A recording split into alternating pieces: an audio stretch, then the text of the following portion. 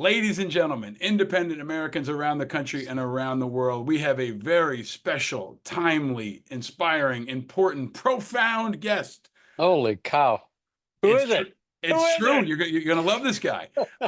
He's one of my truly favorite Americans, a man I've been honored to have as a friend and a mentor for 2 decades now, a true American hero and a voice of conscience in a time like now that is needed so much. The great and powerful Bob Kerrey is finally joining us on Independent Americans. Welcome, sir. Pay no attention to the man behind the screen. So you're a Medal of Honor recipient. You're Yes, a former governor and you're a yes, former senator. What yes. do we call you? Do we call you governor, senator? Here's to answer that question, I need to ask you a question. Yes. Are you a maitre d' in any restaurant in New York that I'm trying to get into? No. No. So my name is Bob. Which one works better, governor or senator? I have no idea. I have no idea. I think it's a rabbit hole I've never wanted to go down. And if you were to wear the Medal of Honor, you would get salutes, but I'm not sure it would help you get into any places here in New York. Oh, I don't know. I don't know. Any place there's a large fraction of patriotic immigrants, they would. Yeah, Very good, very good. I'm so happy to have you here. Thank you for sure. making the time. I'm going to ask you, Bob, a question I ask everyone. The first question: where are you and how are you? I am sitting in a wheelchair in my apartment in Lower Manhattan in New York City. Just returned from Memorial Sloan Kettering, where I got the green light. I'm gonna have surgery, hopefully my last surgery on my leg, uh, the 24th of February. We've been talking throughout this process. If you're comfortable sharing, can you explain to folks what you're going through? Because you Well, are, the short version is it's basically a dental implant for my leg. The problem is that you don't walk on your teeth, so it's a little harder to make it work.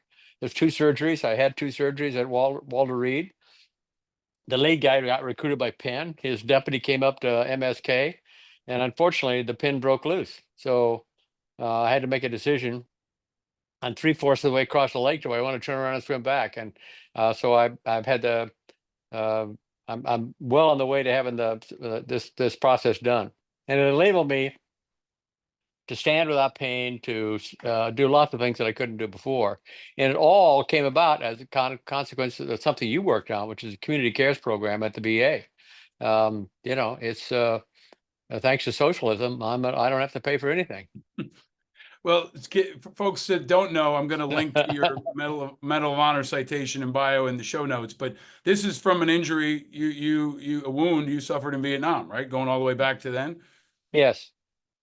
And Unfortunately for me, I don't know if you ever did this. When you're in a firing position, my favorite firing position was a hurdler with my legs sticking out over a rock, and it didn't last long after some explosion landed close to us. So um, that's the short end of that story. I think it's important too, because I've got so many friends and mentors that are Vietnam vets that are in a phase where you are, where you're still dealing with the wounds, but you've also got these modern advances. So you told me, we were talking the other day, you told me about when you ran a marathon once.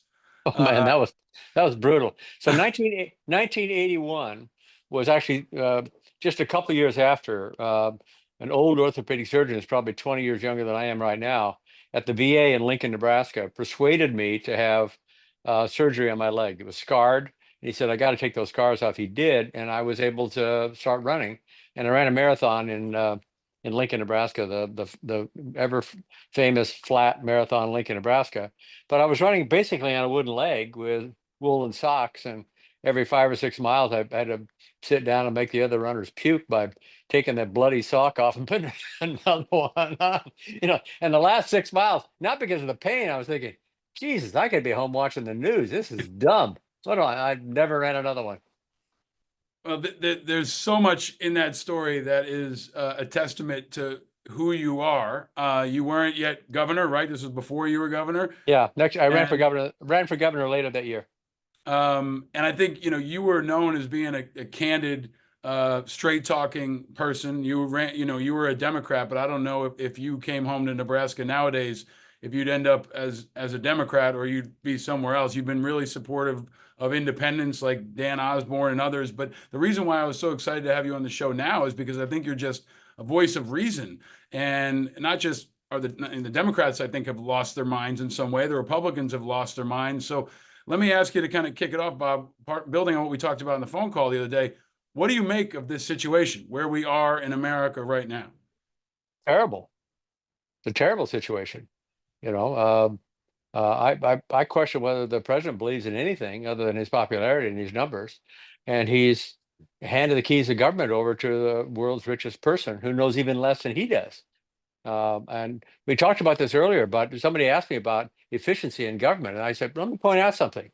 Heroism is not efficient. There's nothing efficient about saving somebody's life. If you want to be efficient, let them die.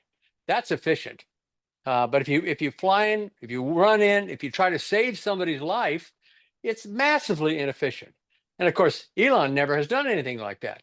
You know, so I think it's a terrible use of a word to try to do things that, I mean, frankly, he's just massively ignorant. I watched this terrible press conference. 30 minutes he talked on while the blonde president sat next to him, looking up from the resolute desk in the Oval Office, and Elon is just rambling.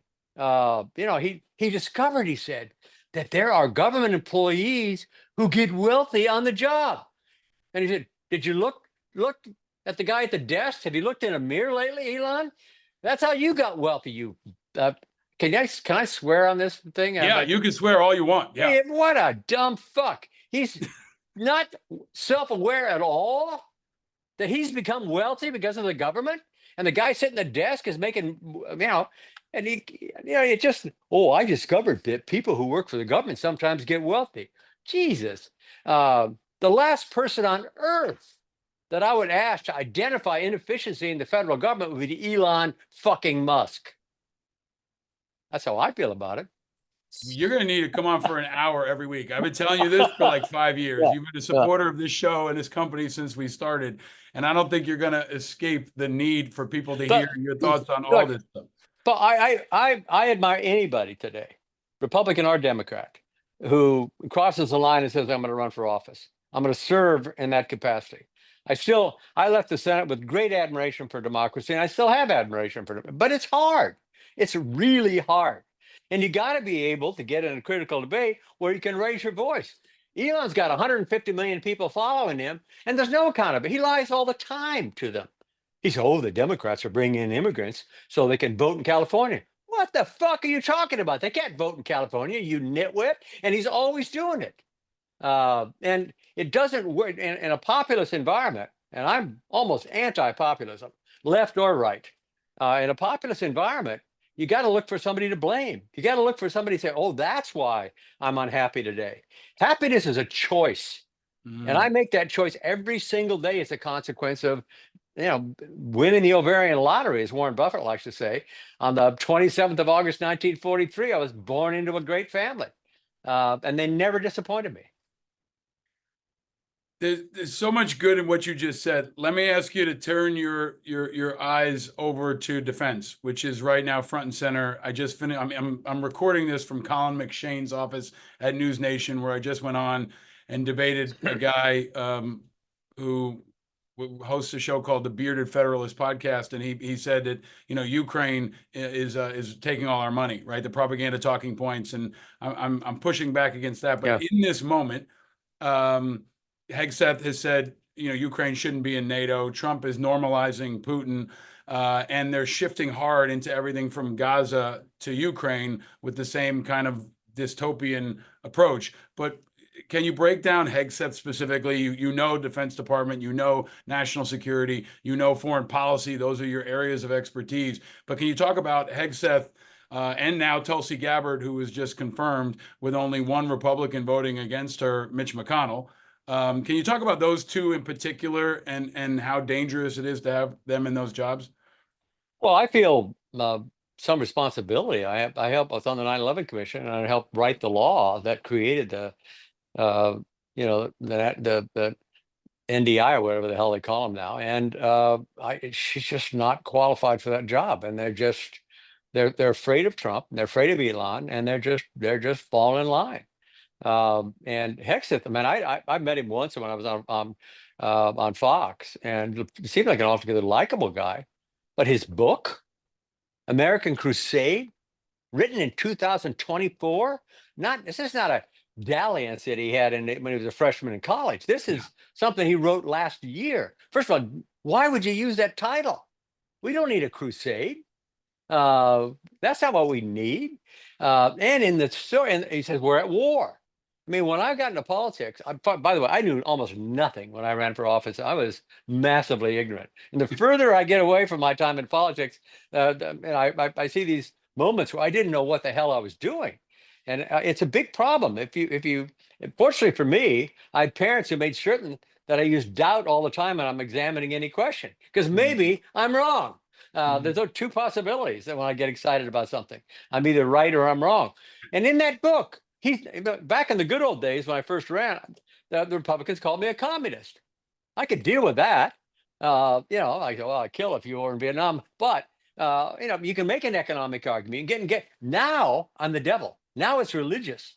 Now I'm seen as dangerous Democrat Bob Kerrey, radical. I mean, the language that these guys are using, especially President Trump, and what Hegseth says in that book is our military and our police force have to decide which side are you on. That's his language.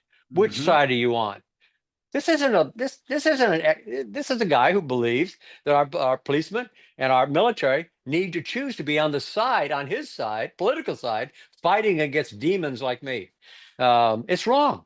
If I had an 18-year-old son today, I'm not, and he says, I'm not sure I'd advise him to go into the United States Navy, which was one of the most important experiences of my life. I love the Navy, and and love the Army, by the way. I love the military. But my God, we have a Secretary of Defense who thinks I have to choose what side am I on? I'm on one side. I'm on America's side. I'm not choosing a Civil War advocate. No, he's not explaining who he's defending. And is it dangerous? Yeah, it can become dangerous if you actually start to believe that we need to have a civil war. Many of the guys are talking about civil war. I mean, I think, okay, as long as I don't have a Secretary of Defense that's signing up people to fight that civil war, I don't worry about it, because the National Guard could shut down the Proud Boys in about 20 seconds. So it's not I don't worry about it until I start hearing people like now Secretary Hegseth talk about we have a political war going on, and our military and our police force have to choose sides. They don't. That's the beauty of our system. Well, it is a crusade for him. I mean, he's a culture warrior who is waging the culture war on the Pentagon and then wants to use the Pentagon to wage that culture war on the rest of the country. I mean, they're starting with the Pentagon because it's powerful, because it's influential, because it's big, because it's got the guns, and they've got the perfect guy in Hegseth. I mean, he was built for this moment. But let me ask you specifically, Bob, to talk about where the Democrats are, because the Republicans are on the offensive. Trump's running up the score now. I mean, he's getting every single win. He's got Gabbard, maybe probably going to get Patel too. He got Pam Bondi. You have been a strategist for the Democrats for a long time. You were. I wish they would listen to you now, that you have more clarity than I've heard from all Democrats combined in the last 5 years. But if you were advising them strategically, how do they defend against what's happening right now? First of all, it's very easy to have moral clarity when you have the word former in front of your title. It's not. Well, you had it when you were current too. Oh, so. I don't know, but every single day of my political time in office, all 16 years, was before Google, before Facebook, before this. This is 2006 or 7. So politics is much, much different today. It's why Elon Musk was able to help Trump win, because he's got 140 million people. And Ron Wyden put this amendment on a bill called the Communication Decency Act that was intended to reduce pornography. And what did it do? Just the opposite. And because so it's a different world. I don't pretend. I don't. If somebody calls and asks for my support, I said, "God," he said, "What do you think I ought to do?" I'm not going to give you advice. I'm still a Democrat, and I know why I'm a Democrat. And I don't think we're in trouble. We lost an election. We haven't been devastated by it. And the question is going to be, how many Americans really like the idea of hiring the richest person in the world, giving him complete immunity? He lies when he said it's transparent. There's no transparency in what Elon Musk is doing. There's no FOIA request that you can submit to find out if he's got conflicts in the contracts that he's got and the investigations going on against him. If Americans like that, I wonder how are they going to feel? The Democrats get in power and we get George Soros to come into the White House and find inefficiency. They'd hate it. So maybe if the American people love this, it's going to be hard. I don't think they will. I think they're going to prefer.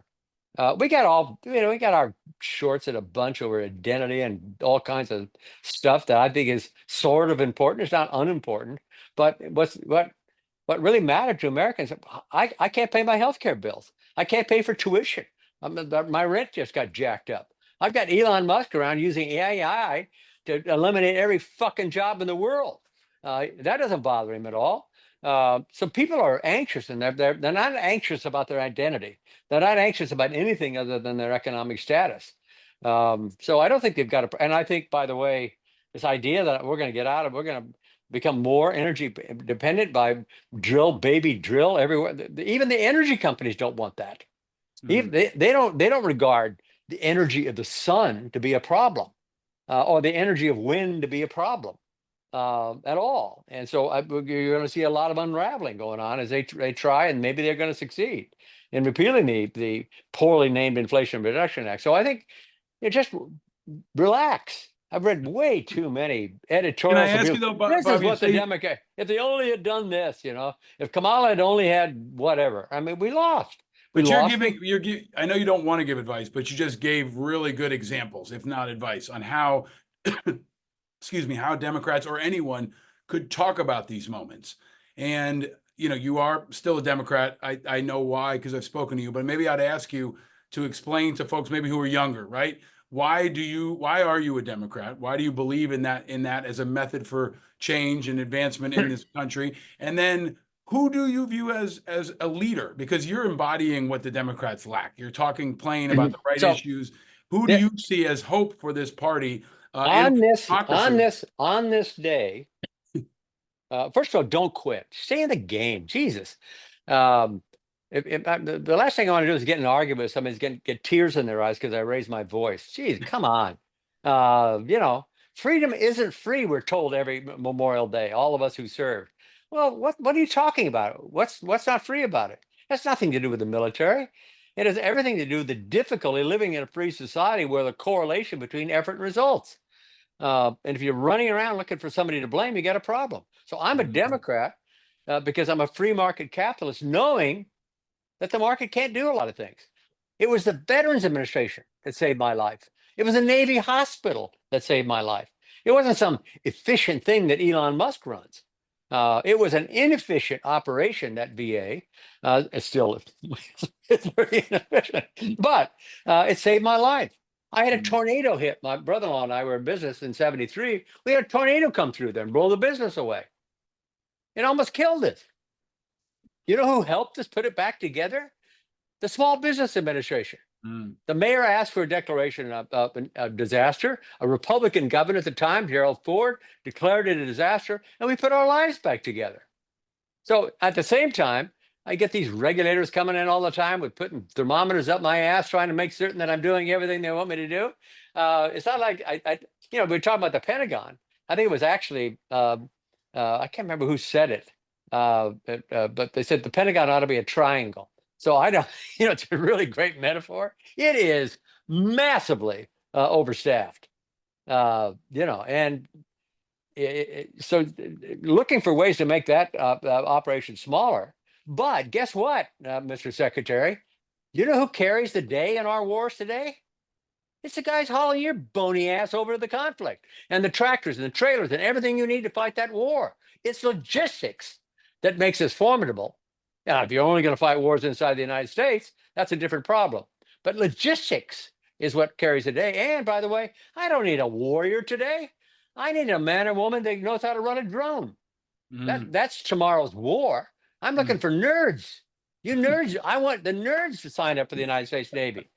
I remember talking I to love this. This is like, this is a I remember t-shirt, talking Bob. to the commanding officer of Navy Special Warfare Group, Wyman Howard, who's retired. He I know. probably doesn't like that I'm I know, outing I him mean, in yep.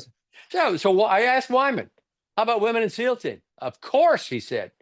He said, I don't know if you know this or not, Bob, but women can see and hear shit that we can't see and hear.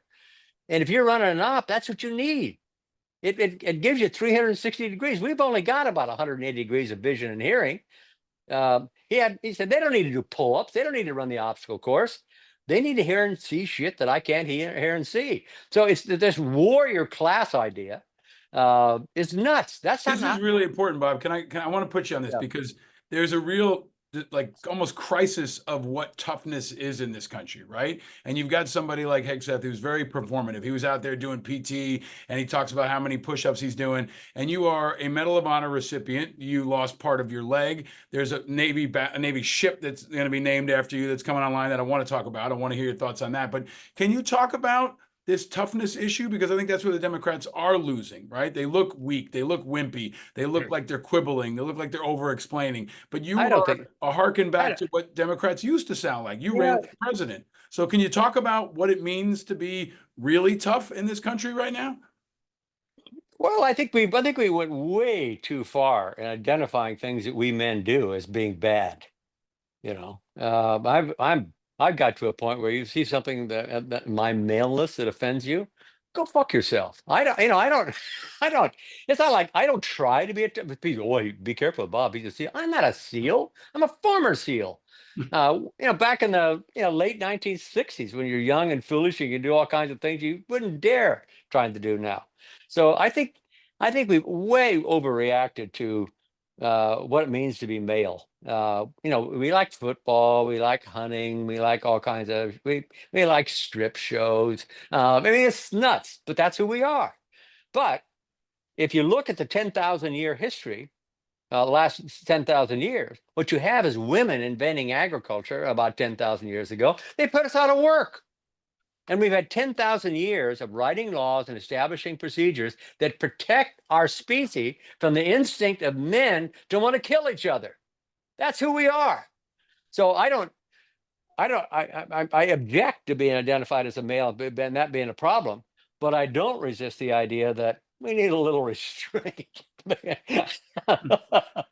I mean, this, ladies and gentlemen, this is why my phone calls with Bob Kerrey are my favorite moments of any time. Now you're getting an insight into all of the wisdom and candor and no shit ism that is Bob Kerrey. Let me ask you, Bob, you did something unusual in the spring of last year or summer of last year. You endorsed Dan Osborn, who ran for Senate in your home state. You've been very supportive of all the work I've been doing for independent media and independent candidates and independent veterans. And you really went out there to fight for Dan Osborn. Can you talk about why and what you think Dan was tapping into that seems to be so difficult for especially Democrats to tap into? Why did you go out and support an independent instead of a Democrat in your home state? Well, first of all of us who have run for office have one. I think they're going to discover a gene code that makes us about 25% more delusional than everybody else. And all of us are delusional. That's how we survive, you Hmm. know. What we do when we're standing on the stump talking to people say, I grew up poor. There were 9 kids in our family, and my mom did all this shit all by herself. And once, I could change the oil on a car, working. Dan isn't past tense. Dan's a machinist now. Hmm. He knows he not only does he know what it's like to go to work, what it's like to be a part of a union in Omaha, Nebraska, and win a union fight against management. Unfortunately, they left. The company did, but it's not a theory for him; it's a practice. It was very appealing for me to watch him, and there's something about him that is very attractive. It's who the country is. The country's not Bob Kerrey, graduate of the University of Nebraska Lincoln, that elite school out there in the Midwest. It's Dan Osborn. I don't know. I was invited to go out to a SEAL Team Foundation fundraiser in California, and stupid me, and I've got many examples of stupid me. They had on the wall, all the SEALs have been killed since, I don't know, 67 or something like that. 90% enlisted. Mm. 90%. No, I knew the officers were dog shit because I was one. But my God, and that's Dan Osborn. He's on, he symbolizes all those enlisted guys on the That's wall. right. Um, it's quite. Go back to what I said. None of those guys are efficient. Mm. There's no efficiency about those enlisted guys that are signing up and doing the work. Oh, you found them not doing anything on a Saturday? They're ready. Mm. I I'm don't. glad you put it that way because I've tried to explain to people in the past, to civilians, what's the difference between enlisted and officers? And I say, well, it's kind of like union and management. And my father was union for a long time and then went management. My brother has been union for almost 30 years. But when you describe it like that and you break down Dan's fit into that construct, I think it's really important. Like, they don't have working people there, and the way he spoke was so real and No, authentic. And right, because Nebraska has all become like ground zero for independence now, right? What is it about Nebraska I that would, represents the best I of would, America? if I was in the Senate today, I would introduce legislation to repeal the tax exempt status of churches, Hmm. because the churches have taken over politics in Nebraska. When I said it's a religious, I listen to these guys. I'm the devil. Honestly, that's the deal. Oh, the devil. He's the devil. It's Satan. It's the Antichrist or whatever. It's a religion. And Hmm. I have no problem with people who are religious, not at all. Uh, but now that's what's dominating politics. It's the political views of people who read the Bible every day and think that's where the ultimate truth is. Like But J.D. Vance. That's my history. You want to know my history? Not Johnson said it, actually. Our speaker. Read the Bible. How about Leviticus, you nitwit? How's that book working out for you? They thought the world was flat at that time. They thought that we revolved around everybody. We got a different understanding of our universe today than when this book was written. And it's dominant in Nebraska. It's a dominant force. It's not 100%, but it's a big fraction. And you know this because you come to people like me and ask me to write checks. Now Senator, then Governor Ricketts and his family have put a ton of money into everything that runs as a Republican. And hmm. lately, we had a ballot initiative to codify a little bit of Roe v. Wade to provide some freedom, not extreme. It was a moderate, and Ricketts bought and paid for an initiative that had an amendment that looked very much like the same thing, and it wasn't. And they carried the day. So we're going to have an extreme restriction on women in Nebraska if they want to plan their pregnancy and deal with the pregnancy afterwards. So it's the Ricketts money have a huge impact in Nebraska. Hmm. So anyway, that's Bob, I want to ask you, first of all, you're going to stick around for some extra questions for our Patreon members. Thank you to you guys for fueling this kind of content. Now you understand why Bob's voice is so important always, but especially now. You were on the 9/11 Commission. You came and you spoke virtually to my class at Amherst when I was teaching a course on the history of 9/11. It feels like we're living in a moment where Osama bin Laden is smiling from hell. He would be happy to see us divided, to have a president who attacks the FBI and a Department of Defense that's ripping itself apart. Can you yeah. talk about this moment in relation to that and the findings and that threat to our everything, and what we can learn maybe now as we face a different existential threat that comes from the president? Well, I don't. First of all, hell is one of the worst inventions of humanity. To invent a hell, I don't know who did that, but it's a terrible decision, and we've adopted it. Heaven and hell, my God. Uh, you know, and Bin Laden believed in heaven and hell, so Yep. yeah, he believed he was going to heaven as a consequence of planning this attack. I think, there's no question we've overreacted. There was so much unity right afterwards. I mean, the Yankees got cheered in Boston. Yeah. They got cheered. Yankees don't get cheered in Boston, but they did. I was here, and you'd see somebody and say, it's good to see you. And you actually meant it because you didn't know Mm. if you were going to be able to see it. I can't see a fireman today. I can't see anybody in the emergency business in New York City and think about them the same way. Yeah. They didn't check with Elon to find out if it was an approved thing to do, to run down to those buildings and race up to try to save people and die in a terrible way.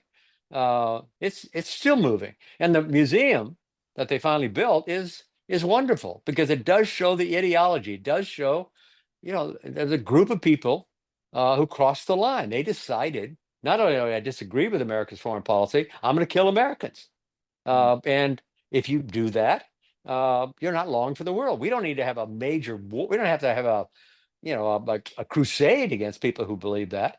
But we've got plenty of people that know how to. If you publicly say today that you're going to kill Americans because you disagree with their policy in Israel, their policy in wherever, you're gonna meet the United States government. And you're either going to be prosecuted for it, or an extremist. If that doesn't work, you're going to die. It's a different world today. Oh my God, we do, and we behave differently as a consequence. But it's not a crusade. The guy, when I get finished with the surgery, I'm gonna start walking at a prosthetic. I love this story. I think I told you this story. The guy who's building my prosthetic, his name is Omar. He's a Muslim from Egypt. His parents immigrated here, and he and I are collaborating. My leg is going to be made by Omar, the Muslim. I said, shit, this is okay with me. He's not threatening my life. He's helping me live my life. So I think personally, I think that's the right attitude. It's not easy to do, because you run into political correctness. I mean, poor England, they're going down the toilet because they couldn't figure it out. You come to our country, you come to the United States of America, you go through the naturalization process. I used to do them when I was at the New School. They're so moving, except for that fucking Lee Greenwood song they played every time. But nonetheless, people from all over the world waving the American flag. They get it. They don't become French, they become Americans. It's so I have not abandoned the sort of the underlying idea, especially today. Paul, this is the birthday of Abraham Lincoln. He was born today in 1809. And there's a hero. And by the way, there's a man who understood power and understood what this country is. The Gettysburg Address still puts tears in my eyes. It's a spectacular, short, and I think changed the purpose of the country. We didn't talk about freedom in the Constitution. It's in the Declaration of Independence. And that's what and I think that is what makes America great. I'm yakking on too long. I can't. No, I've told you for years, this is what I want to do, is just kind of hit the button and let you talk for an hour every week and just record it and put it out to America. So maybe this is a teaser for the Bob Kerrey show. It's coming soon. I could see your eyes glazing over as I was waxing. Not at all, man. I have one last question for you. Okay. All right. And then we'll bring it back again, I hope soon. You now have a Navy ship coming online that will be named after you. You told me this and we talked about it yesterday, but can you talk about that and what it means, and maybe what it means, for a kid growing up in Nebraska to see this whole life line, the line of your life, which is so incredible and continues to be incredible. Can you just talk about that as you face, all these health issues and this kind of crisis of our democracy in America? I think that ship is a reminder of a great American story, and it's yours. Yeah, but you and I talked about, to tell you, happiness is a choice. And if you're in the United States of America and you're unhappy, you need ketamine. I don't know. You need something other than you need to adjust your little brain. So Del Toro secretary called and said, how do you feel about naming a ship after me? And I said, is it a trawler? What is it? Because it matters. No, it's a DDG. It's a guided missile, Harley class guided missile destroyer. It's a phenomenal ship. It's $2.5 billion sticker price. There's only 2 builders left. So I'm not sure I couldn't knock it out with a couple thousand drones, but regardless, it's a beautiful boat. And so the first question is, you got 48 hours. I need an answer to 2 questions. The first one is, what name? My name is Joseph Robert, and I call Bob. Well, Bob seems a little low class, so they put Robert on the boat. And now I need a sponsor, and it has to be a female, has to be a woman. And it's one of the great things that about all the U.S. Armed Services. There's a story. We didn't just spring out of the head of somebody on Fox News. The military's been around a long, and they got stories, some good ones, some bad ones. And you know the difference between a fairy tale and a war story, right? All right. Fairy tale Good. always starts once upon a time, and a war story always begins, no shit, this is true, I was there, right? Well, so I get to pick, and I called, and she said yes. The widow, one of the finest SEAL team operators that I knew, and she's going to be the sponsor of the boat. So whenever the champagne is cracked on the hull, she's going to be the one standing up there, and she's going to have a special permanent status for the USS Robert Kerrey. It opens up the tradition. When I wasn't in the Navy. You were in the, I was in the United States Navy. And it's a big difference between the United States Navy and the French Navy, the Lebanese. We are the United States of America. It means a lot. So it's, I think that little boat's worth $2.5 billion, by the way. I'm glad it's not a trawler. Yeah. I can't wait to see your speech at the christening. And I'm so grateful that you finally came on the show. I'm also so grateful for all your support for me personally, for all the work I've been doing for so many decades. What's on that shelf right behind you? It looks like this is Connell it's a Mets, it's a Darryl Strawberry bobblehead, and a Vin Scully bobblehead, and some Mets and Jets shit, because it's all Connell stuff. Got it. What did it look like? It looked like two gay guys sitting on a ledge. I didn't. Oh my! Well, it could be. I didn't have any idea what was back there. Well, you are awesome, Bob. I hope you'll come back again. You're going to stick around for a couple extra questions. Yes, but absolutely. Thank you for being a conscience for this country, a voice of true patriotism, and one of the coolest guys I know. I mean, you're also a very interesting and cool guy that teaches us, about keeping it real and speaking from the heart. And we need that. And by the way, Paul, you know that I'm speaking truth when I say to you that half the time I'm wrong. So one of the great things about aging out is you realize, shit, it doesn't, you're not going to die if you're wrong. You're going to die if you can't see that you are wrong. I'm going to leave it with that. Thank you, Bob Kerrey, the great senator, governor, ship. The Robert Kerrey has finally joined us. Thank you, my friend. You're welcome. You're welcome.